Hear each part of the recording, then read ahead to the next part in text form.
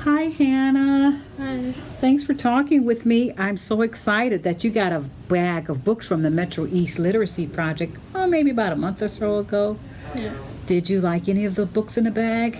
Yes, I did.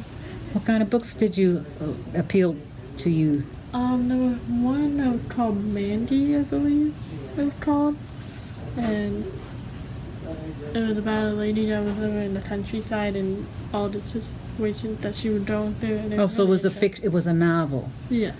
Okay. And then I also had some other friends that got some books from the bag too.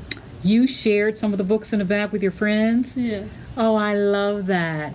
Sounds like reading is important to you. Yes, it is. How much is it reading a part of your life? It's a big significant part of my life. I read a lot whenever I get the chance to. So, yeah. That's great. Well, thank you so much. You're welcome. We're going to keep the books coming to you. Okay.